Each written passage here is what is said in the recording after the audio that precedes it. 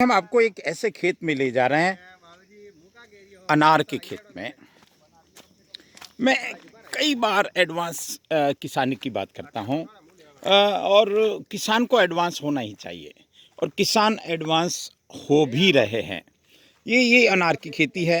ये जूना सानवाड़ा एक हमारे मित्र हैं, श्री श्रवण सिंह जी, और वो इस खेती को कर रहे हैं। हम देखिए, एडवांस तो होना ही चाहिए, हर सिस्टम को अपडेट होना चाहिए। हम यहाँ देख सकते हैं ड्रिप सिस्टम किया हुआ है, और ड्रिप के साथ में ये खेती हो रही है। यह अनार का विचार कैसे आया? क्योंकि ये किसान हमेशा ज्वार बाजरा, गेहूँ, सरसों, अरंडी आदि तक सीमित थे, लेकिन पिछले कुछ सालों में सिरोही में तेज़ी से बदलाव आया है, और ये बदलाव अच्छा है। बदलाव आना ही चाहिए इस तरह का। तो हम आज देख सकते हैं ये अनार है, और ये सारा अनार एक्सपोर्ट होता है। ये एक बड़ी बात है। ये एक एक पौधे को आप देख सकते हैं, इनमें फूल आ रहे हैं, और इसके बाद में इनमें फल आएंगे, और बहुत अच्छे फल आएंगे। आप इसको देखें, मैं थोड़ा सा इसकी एक बार ये एक बात और है कि ये लगभग 35 बीघा में है ये खेती। तो स्वाभाविक रूप से इतना जब फल आएगा तो उस फल को एक्सपोर्ट करना पड़ेगा, उसको बेचना पड़ेगा। तो ये सारी व्यवस्थाएं, सिरोही में कृषि विज्ञान केंद्र भी है, और समय समय पे इस तरह की टेक्नोलॉजी बताता है। ये हम देख सकते हैं कि ये देखो, एक एक पेड़ तक पानी पहुंचना चाहिए, और वो तब जाकर खेती सक्सेस होती है। क्योंकि निश्चित रूप से बोरिंग कहीं होगा, बोरिंग के बाद में पाइप से आएगा, पाइप से फिर ड्रिप सिस्टम में जाएगा, और ये सारा वाल सिस्टम। और मुझे जहाँ तक लगता है कि इसमें सरकार सब्सिडी भी देती होगी। निश्चित रूप से मैं जानकारी लूँगा। हम अनार के खेत के दूसरे पार्ट में पहुँचे हैं, जहाँ एक किसान श्री जवान सिंह जी, उनका एक छोटा सा घर है, लेकिन मैंने एक घर उनका और बताया था पिछले वीडियो में। देखिए, हम रूट से जुड़े रहें, हम ज़मीन से जुड़े रहें, और किसान की ये विशेषता होती है कि वो ज़मीन से जुड़ा रहता है। ये तमाम हम दूर दूर तक देखेंगे। 35 बीघा में बहुत अच्छी किसानी है, और ये किसान का एक स्वरूप और है।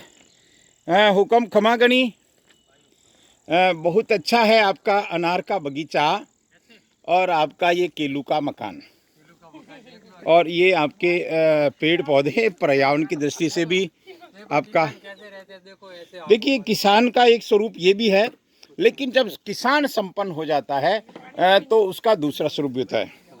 हुक्म, पहले तो आपको बधाई, खमागणी, नमस्कार। और ये अनार का बगीचा आपका 35 बीघा में है। कितने साल से है ये तो कितने साल से? 5 साल। 5 साल हो गया। 5 साल। अभी तो लागत ही लगा रहे हैं, कुछ आमदनी हुई वो शुरू हुई। अभी तो ठीक है। सरकार से कुछ लाभ मिला क्या इससे? हाँ। सरकार से कुछ लाभ हुआ?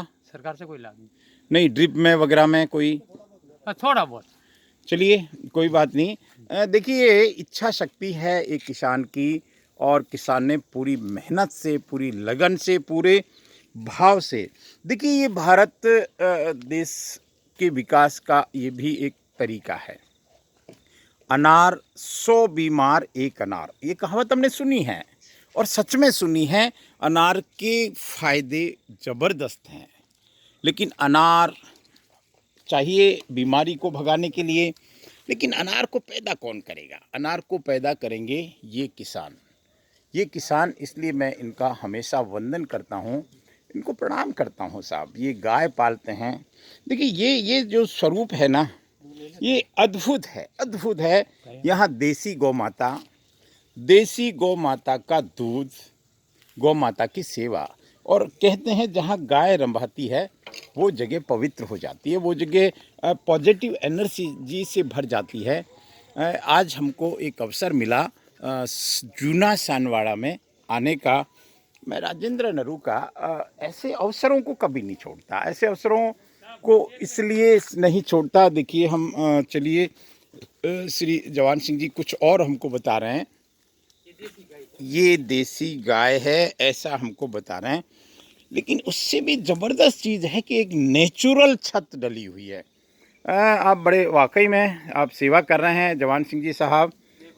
हाँ, देसी गाय है और देसी गाय की सेवा का लाभ मिलता है। सब ये लोक परलोक सबको सुधार देती है गौ माता।